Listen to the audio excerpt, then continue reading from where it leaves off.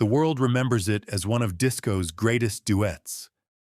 Two powerhouse voices colliding in perfect harmony, creating a chart-topping anthem that would define 1979. But what nobody knew then, and few understand even now, was that the studio where "No More Tears, Enough is Enough" came to life had become a battlefield. And the war between Donna Summer and Barbra Streisand was far more vicious than anyone could have imagined. It started with a phone call that would change everything. When Donna Summer's manager received the proposal in early 1979, it seemed like a dream collaboration. Barbra Streisand, Hollywood royalty and vocal legend, wanted to record a duet with the Queen of Disco. On paper, it was perfect.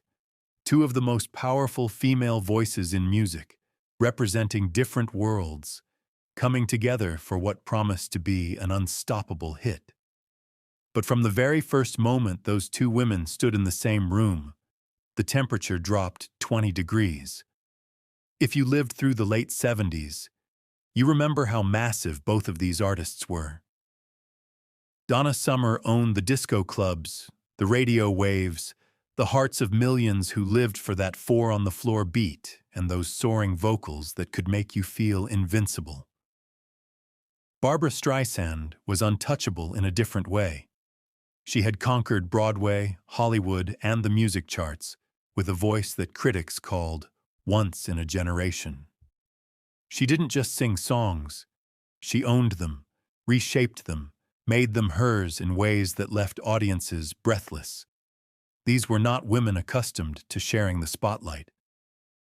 And when Casablanca Records and Columbia Records decided to force them into the same studio, it was like watching two queens being told they had to share a throne. Before we go deeper into what really happened in that studio, if you're fascinated by the untold stories behind music's greatest moments, make sure to subscribe to this channel. We're uncovering the secrets that shaped the soundtrack of your life, one revelation at a time. The session was scheduled for April 1979 at Cherokee Studios in Los Angeles. Giorgio Moroder and Paul Jabara had been brought in to handle production and songwriting, but even they couldn't have anticipated the powder keg they were about to ignite. When Donna arrived, she was riding high on the success of Hot Stuff and Bad Girls, her career at its absolute zenith. She walked into that studio with the confidence of someone who had just proven she was more than a disco queen. She was a legitimate artistic force. But Barbra Streisand had been a legend since before disco even existed, and she made sure everyone in that room knew it. The first clash happened within 30 minutes. They were reviewing the demo of the song, a powerful anthem about breaking free from toxic relationships, when Barbra stopped the playback and announced she wanted to change some of the lyrics. Not collaborate on changes, not suggest alternatives. She wanted to rewrite parts of the song that Paul Jabara had specifically crafted for both voices. Donna, who had been sitting quietly, finally spoke up. She reminded everyone that Paul had written the song with both of their strengths in mind, that changing it now would disrupt the balance. Barbra's response was ice cold.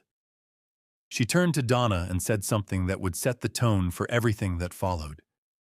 She said that she had been making hit records when Donna was still singing backup in Germany, and if she thought a lyric needed changing, it would change. The room went silent. The engineers pretended to adjust equipment. Giorgio Moroder, who had produced some of Donna's biggest hits and knew her temperament well, saw something flash across Donna's face that he'd rarely witnessed. It wasn't anger exactly. It was something colder, more calculated. Donna simply smiled, nodded, and said they should probably just start recording and see what worked. But according to the studio logs that survived, according to the session notes that one assistant engineer kept in his personal files, that's when the real war began. What happened next sounds almost petty until you understand what it represented. In recording studios, Microphone placement is everything. It's not just about capturing sound, it's about power, about who gets the best position, the clearest take, the technical advantage that makes one voice shine slightly brighter than the other.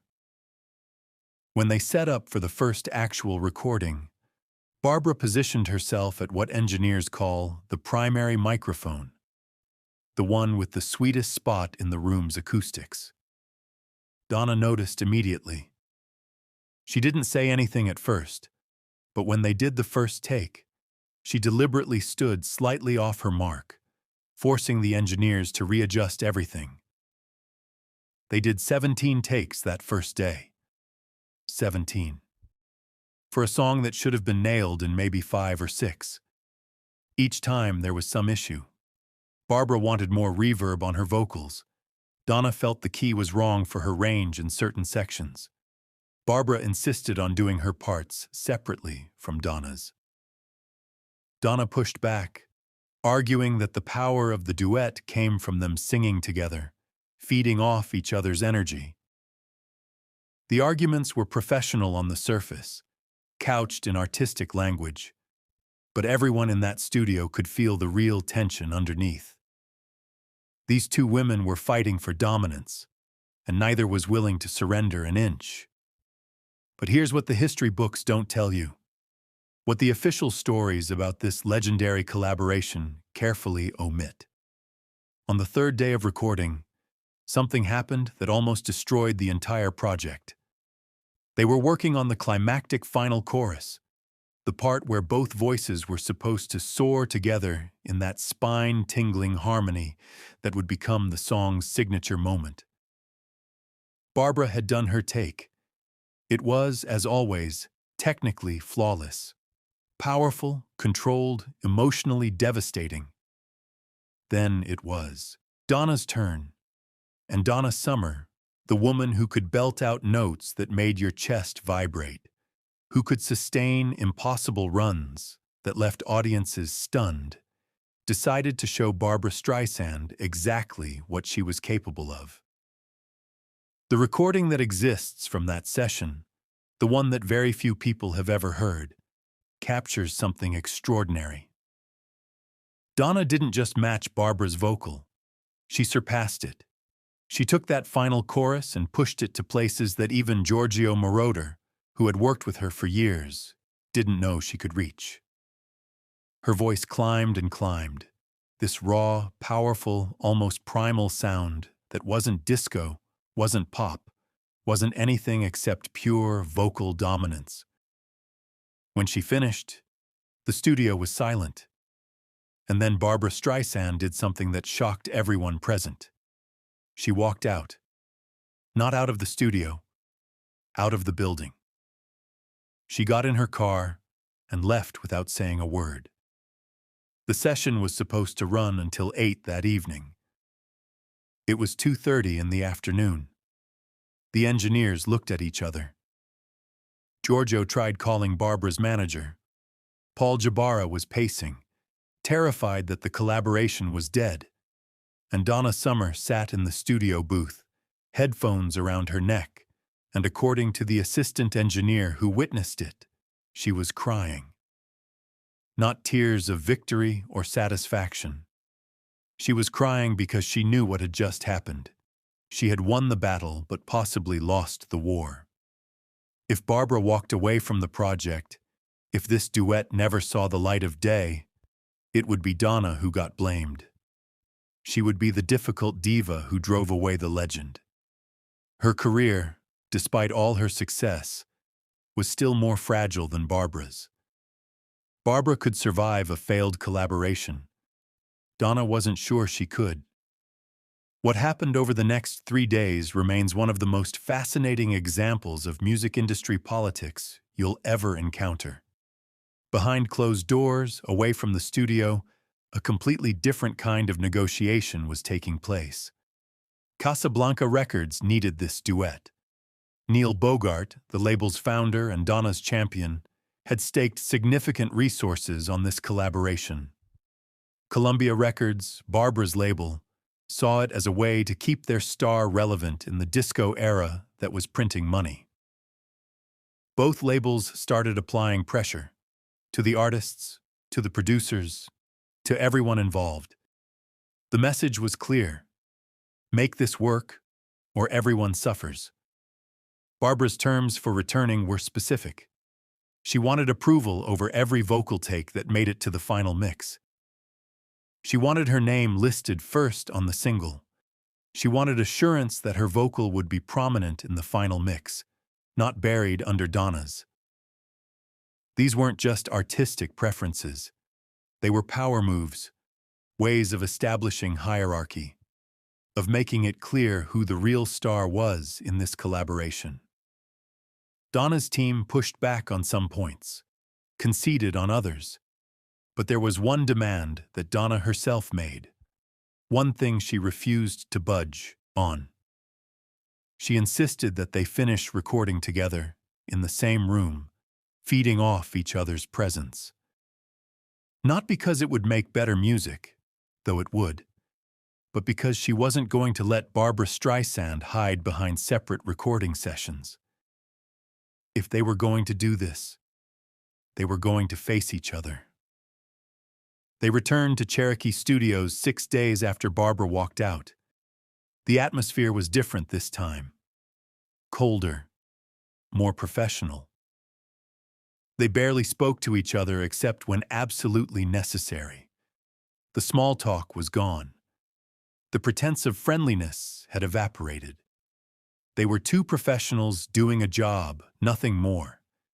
And somehow, impossibly, the music started to work. Because here's the thing about real artists, about people who have dedicated their lives to their craft. They can channel anything into performance. Anger, resentment, competition. All of it can become fuel, and that's exactly what happened.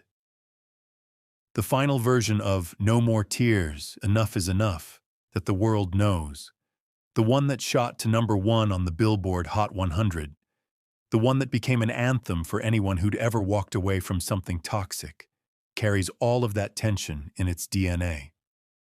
Listen to it now, with this knowledge, and you'll hear it. The way their voices don't quite blend so much as collide, the way each woman pushes slightly harder, reaches slightly higher, refuses to be outdone. That's not just great vocal performance.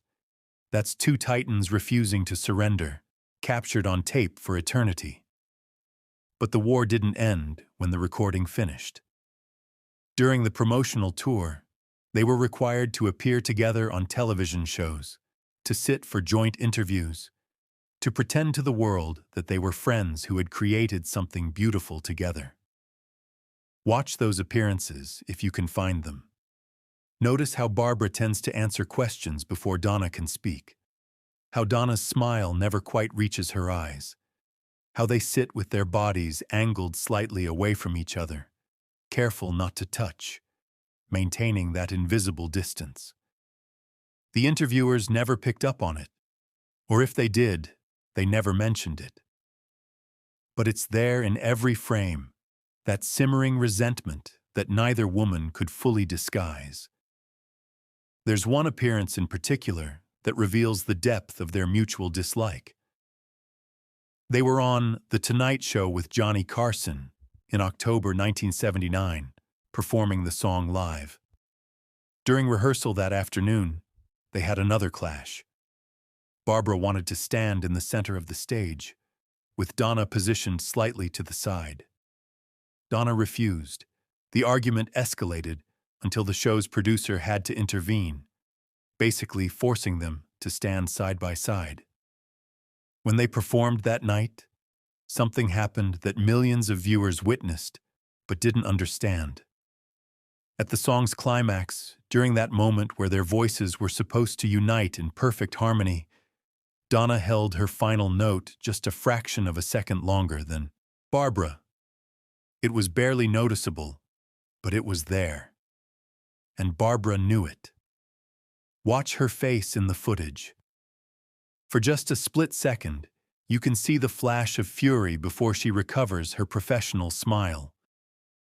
After the promotional cycle ended, after the song had spent its time at the top of the charts and started its inevitable descent, Donna Summer and Barbra Streisand never worked together again.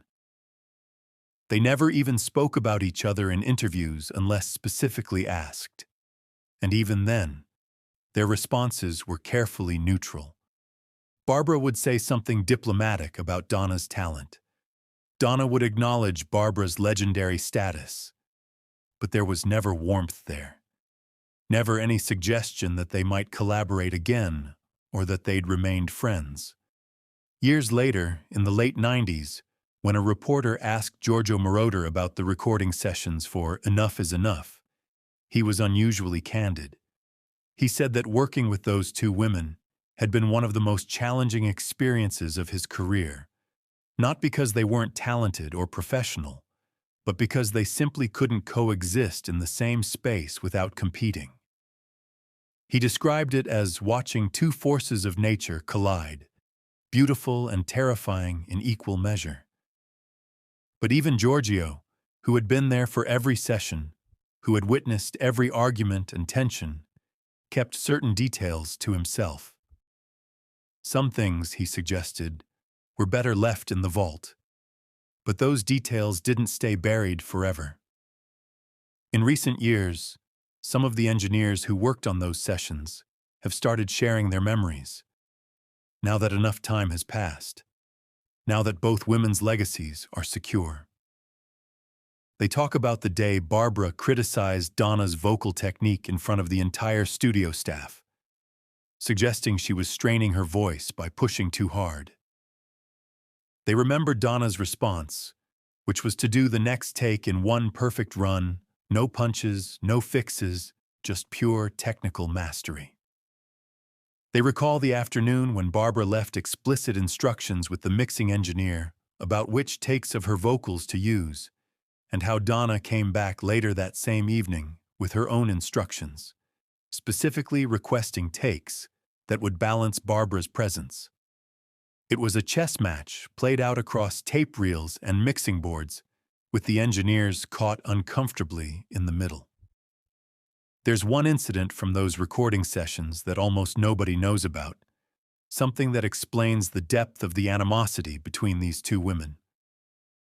On one of the final days, after they'd completed the basic tracking and were doing overdubs, Barbra arrived at the studio early. Donna wasn't scheduled to be there. Barbra spent hours working on her vocal parts, perfecting them, adding subtle touches that would make her performance stand out. Then, unexpectedly, Donna showed up. She'd come to collect some personal items she'd left in the studio. When she walked into the control room and heard what Barbra was doing, she understood immediately. Barbra was trying to tilt the final mix in her favor, using the time when Donna wasn't there to shape the song to her advantage. What Donna did next was brilliant and ruthless. Instead of confronting Barbra directly, she simply asked if she could listen to what they were working on.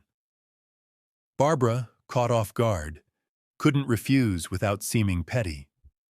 So they sat there together, listening to the playback, and Donna started making suggestions. Innocent observations about the arrangement, about where certain harmonies might be enhanced. Every suggestion she made was technically sound, musically valid. But every single one had the effect of requiring Barbra to do another take, to recapture that perfect performance she'd just nailed. By the time Donna left 3 hours later, Barbra had to start almost from scratch. The engineer who witnessed this said it was the most passive-aggressive display of studio warfare he'd ever seen. No More Tears, Enough is Enough became an anthem. For women walking away from bad relationships, for the LGBTQ community embracing disco's final golden moment before the backlash. For anyone who'd ever reached that breaking point where you finally say no more, enough is enough. The irony is that the song's message about ending toxic dynamics was born from perhaps the most toxic professional relationship either woman had ever experienced. The power in those vocals, that raw emotional intensity that makes the song work, came from a very real place. They were both singing about wanting to break free from something unbearable. And in that studio, what they wanted to break free from was each other. The commercial success was undeniable. #1 on the Billboard Hot 100, top of the disco charts, a gold record. MTV played the video constantly during its early years. But there was no celebration between the two artists. No shared moment of triumph. The record labels organized separate parties for each of them. When the Grammy nominations came around, the song was nominated but didn't win, and music industry insiders whispered that the voting might have been affected by the behind-the-scenes stories that had started to leak. Nobody wanted to reward a collaboration that had been so contentious, no matter how successful the result.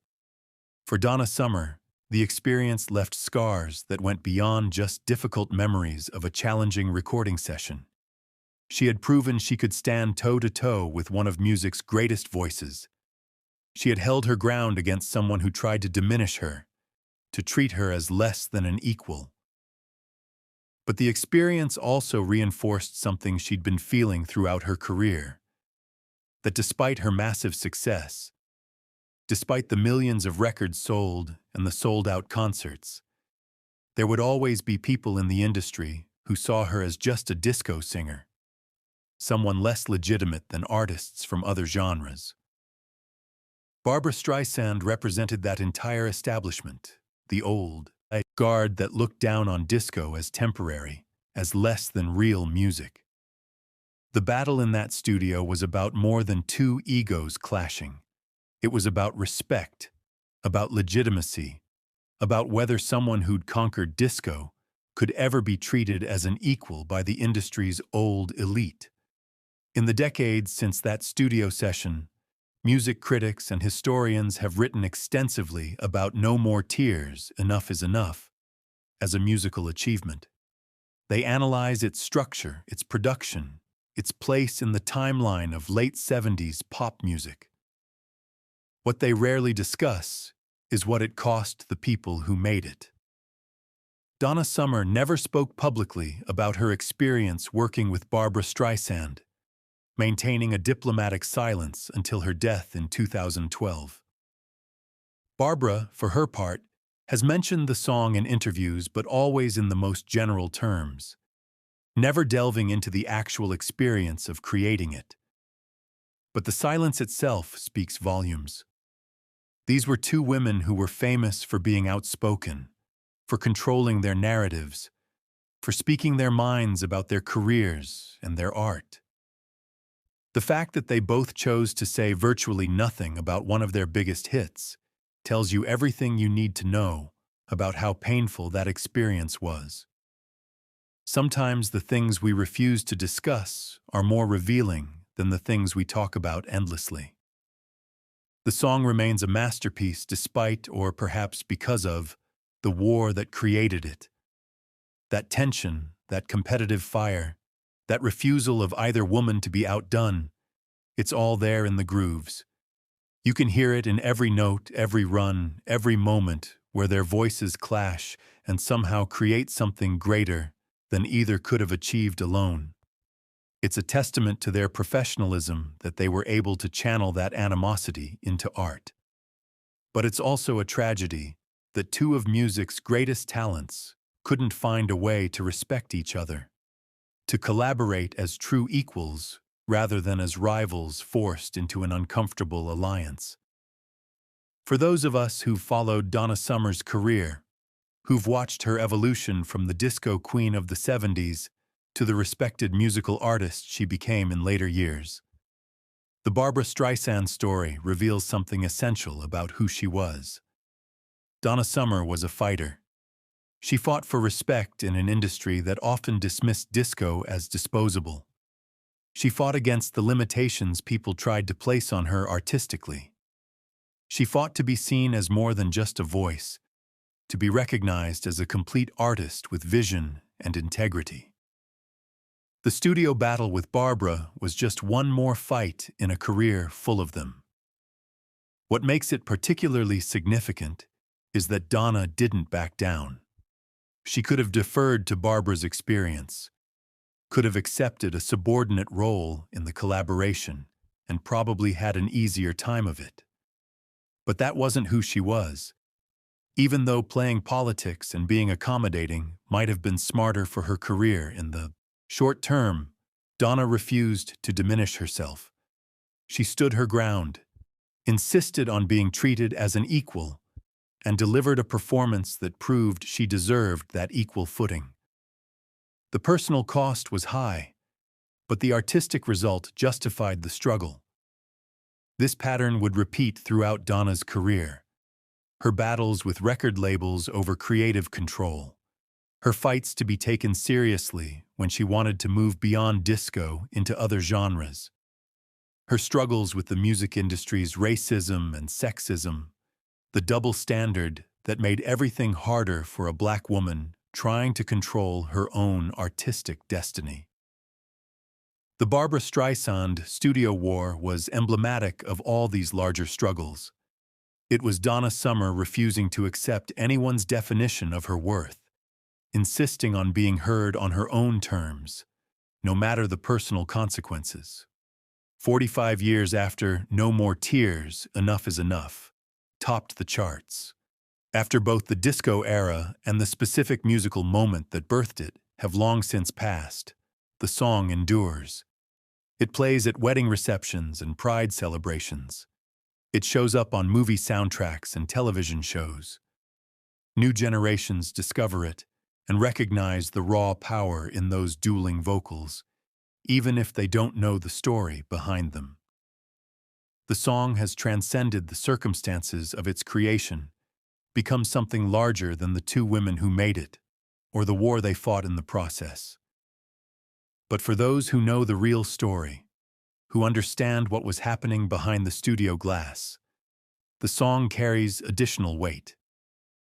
It becomes a document of a specific moment in music history when two unstoppable forces collided. It's a reminder that great art often comes from conflict, from tension, from the friction between strong personalities who refuse to compromise.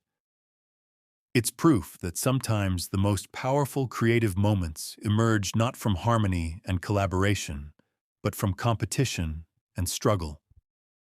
The song that told listeners enough is enough was created by two artists who had reached that exact breaking point with each other, and they channeled that frustration into something that still moves people decades later.